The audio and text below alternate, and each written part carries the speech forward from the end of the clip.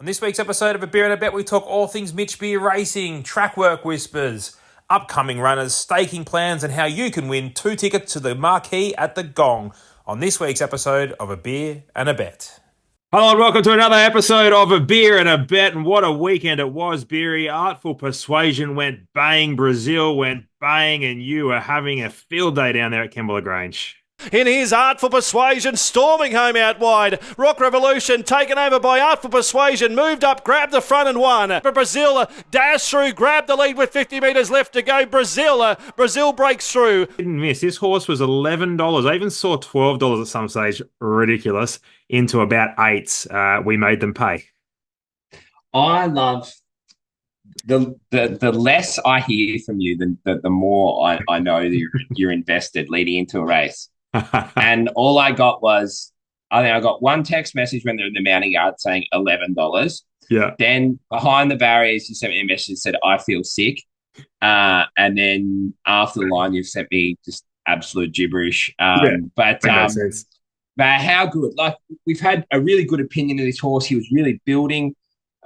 His first run was great. His second run, he just, he ran into a smart one and got a little bit far back, and then we hit that heavy, and it was like a punch in the nuts, really. And we pulled our socks up, went back up, and instead of saying, oh, let's go to the bush or let's do this, we just stuck to our plan. And he was brilliant. He ran down a really nice horse, a Gaze, that won the other day here, and credit to Spriggsy as well. And I think for all our owners, there's not one jockey at Kembla on Saturday, apart from Blake Spriggs, that would have won on that horse. Not because they're not as good a jockey as Blake, but he said to me, mate, don't panic. I'm going to have to really cuddle him and hold him, because if I get there too early, he's still a bit raw and immature, and I reckon he can think his job's done. He said, so I'm going to have to get there the last couple of strides, but I know this horse can do it, and I know on top of the ground today he's going to run enormous. And he backed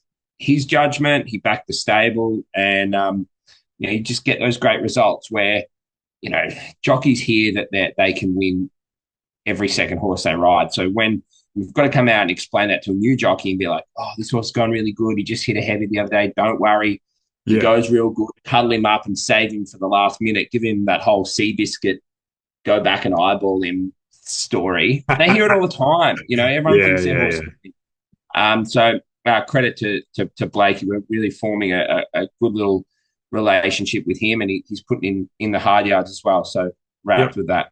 A formidable combination there, and he's really bought into the team environment, now posting on Twitter about gluten-free snacks and things like that are really getting in his way. So, gee whiz, he doesn't even know it, but subconsciously he's really bought in.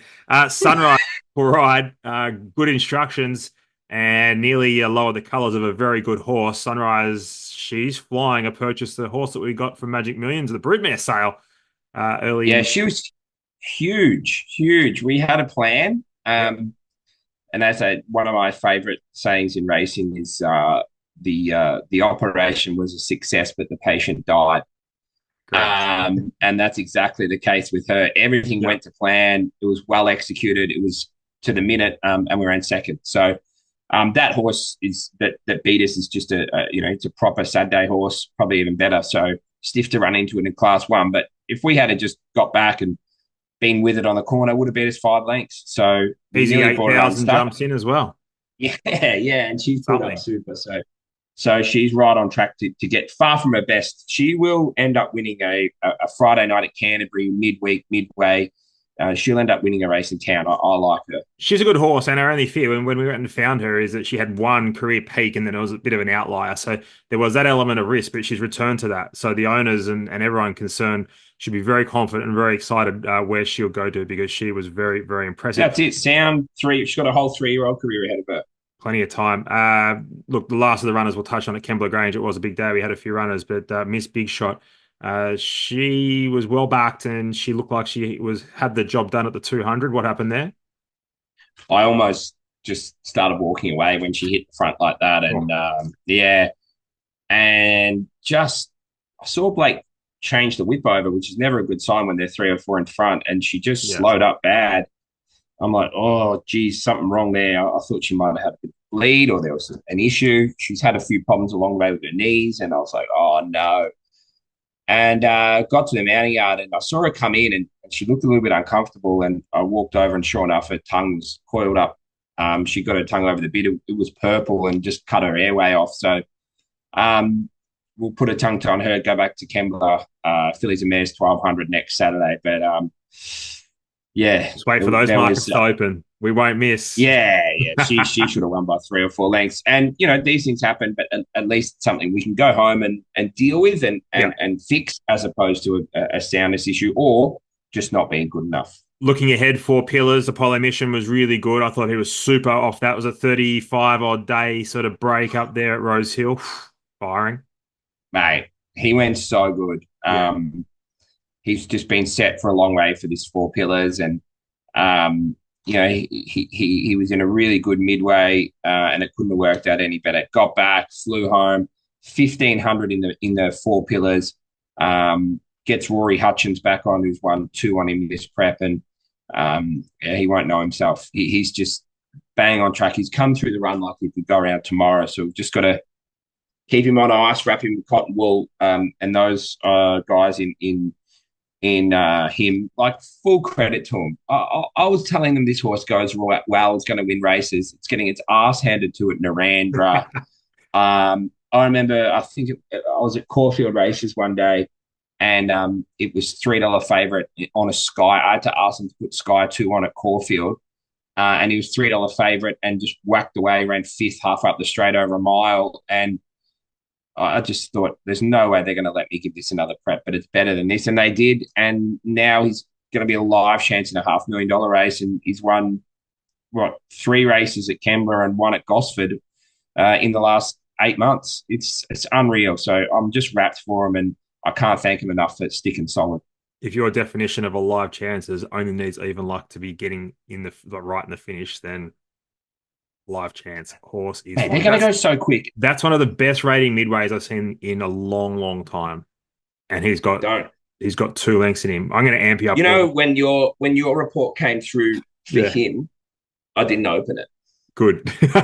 Because good. I'm already excited enough. Sometimes. Yeah, you don't need to be any more excited. I don't need it. Right. I've got a lot going on. Yeah.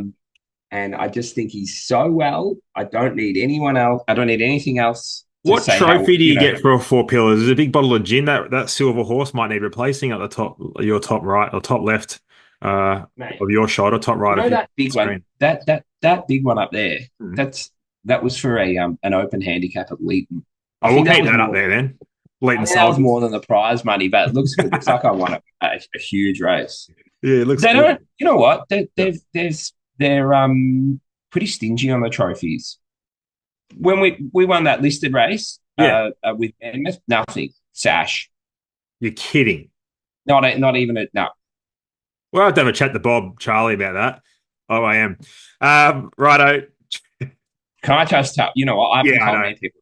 Yeah, I don't know. I didn't think you were going to bring it up. Do it. Right. Well, that horse won that race. And there wasn't a lot of owners there. And so we've gone into the winning owners room after the race, and there might have only been 12, 14 people. Anyway, I spot this old bloke going over and getting a few beers, and then I was talking to a few of the owners, and I said, is he with you? No. Now I realised no one knew him. I thought, this bloke's just sort of coming with the group and a bit of a hanger-onerer, and he wasn't sort of talking to anyone and that. I thought, mate, out you get. So I went and got another drink. I said to that girl, that guy's not with us. He's come over to the bar a few times. And she said, oh, no drama. So I'll ask him to leave. And it was Bob Charlie, who the race was named after. And I nearly got the poor bloke booted out of his own presentation. Oh, if you're listening, Bob, apologies. Thanks, it all Bob. Makes sense now. We appreciate it. We appreciate it. Fair enough. He didn't give you a sash. He gave you a sash. Could have given you a cup or a plate or of anything. The great trophies are the ones you can use as something. You know what I mean? Like a cheese platter set up. Yeah, 100%. Yeah, because I use cheese platters all the time. Yeah. Well, you might use a 4 Pillars. That might give you a 10-litre bottle of 4 Pillars gin or something. Yeah, we'd freaking use that. We absolutely would use that with a straw. Righto, track work whispers. Any horse working really good at home that we're just going to let the listeners know about? I'm going to revert to my list here. Mm. I think Clever Art's come back from the beach and is going absolutely super. Good. She's going to go to town next week and then go to the Snake Gully Cup. So that's her goal, and she will be going very, very well when that time comes. I'm wrapped with her. Lightly Sparkled, ticking along great. She's improved out of sight. She's going to be a really nice horse this preparation. Wrapped with her. There's a couple I can't talk about. I'm not, because they're not going well. I just want to make sure, right? Because I'll be struck down. We just need the one. I'll tell you what, speaking of making sure, you want to make sure you get your tickets to the Gong, the Mitch Beer Racing marquee, because they are selling out fast. I think there's about 50 tickets left, and it's as simple as subscribing to the newsletter, or, you know what, Steph at mitchbeerracing.com.au, let her know. It's going to be a huge day. I believe there's pizza, there's beer, couple of B grade. I'll tell you, I've got to give a big shout out. I was meant to wear my Boys to the Bush hat today. The Boys to the Bush crew down in Albury, who I miss dearly. We had a great relationship with them. They're in Lightly Sparkled, and they sent me a message during the week about I think there's about 6 or 8 of them that are going to come up for Gong Day, and or appreciate that. There's a huge crew coming from everywhere, but awesome. Yeah, the boys down there do a super job, and if you ever see, they're popping up in heaps and heaps of country towns across everywhere, Victoria and New South Wales. What do they now. do, mate? And talk me through it. Mate, they're a program which they originally took sort of kids that were a bit lost in the system, mainly, you know, young boys that were struggling at school or struggling at home, and they take them away camping and fishing and in camps, and just young lads that lack that male mentor figure in their life. And we struck up a great relationship. We had some kids that really took to the horses and came down, and yeah, we had kids showing up that, you know, they'd wag school and come to the stables instead. But at least they were somewhere, and they weren't hanging around getting into trouble. And I ended up, like we had one lad in particular. He ended up living with me for a couple of weeks till he sort of found some accommodation and things like that. So I got really involved, and we do miss him dearly. And they're a great organisation. So if anyone does get a chance and sees the boys from the bush in their town, they're a great group to get around. Outstanding. That's great. We'll do a bit more of them. We'll might even get them on and have a chat at some stage. That's really, really good stuff, mate. Love to hear it. If you want to get your Gong tickets, go buy them. Steph at mitchbeerracing.com.au. Subscribe to the newsletter. Get involved. If you want to win your Gong tickets, make sure you put a comment in this YouTube section. Let us know who's going to win the Everest. That's what we want to know. I'll tell you what. Who will win the Everest, and why should Beery be part of this ceremony, the opening ceremony, the barrier draw next year? If anyone comments a winner this week from anywhere, it's the winner that wins at half a decent price, right? $10 or more. $10 or more. Then the best price winner tipped, they're on me. They can have a ticket. There you go. The best price, the highest price, top tote, highest price winner gets a ticket to the Gong. We're also one tip though. You can't be tipping for each race. Yeah, one tip only. And Beery's going to go through all 300 comments and work out who won, because I won't be doing that. Oh, yeah. And of course, we still got those 2 tickets up for grab, Steph. Yeah. We still got those 2 tickets up for grab. So you comment. With that, you also go into the draw. So give us your best value play. Forget the Everest. You can give us an Everest tip as well. That could be where your best value play is. 2 tickets. They'll be drawn out the week before the Gong Day. It's going to be a huge day, Beery. DJ, pizza, beer, all inclusive in ticket price. You'll be there. That's DJ, pizza, not DJ Pizza. Although if there's someone called DJ Pizza we need him. Consider yourself hired. All right, like, I mean, birthday parties, stable barbecues. I love it. Super stuff. Geez, we can dribble. I'll tell you what. Hey, our staking plan last week. Oh my! You were huge. You beat me, but we were an inch off being multi-millionaires.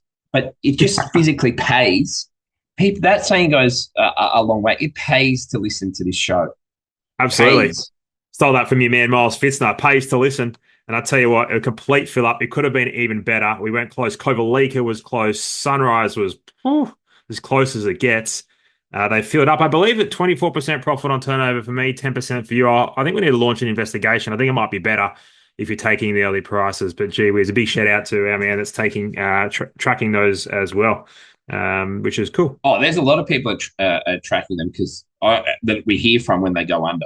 Yeah, you don't can hear from when they win.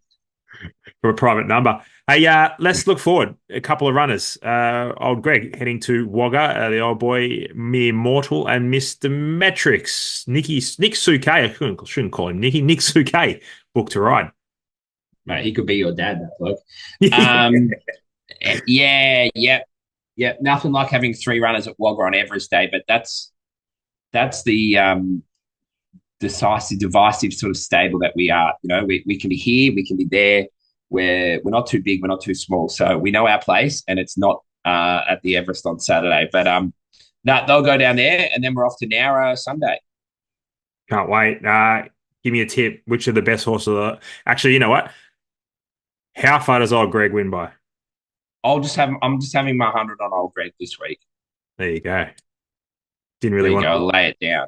Lay it down. There's a lot going on with the weather and barriers at Nowra. We could have 5 runners down there. We could have 1.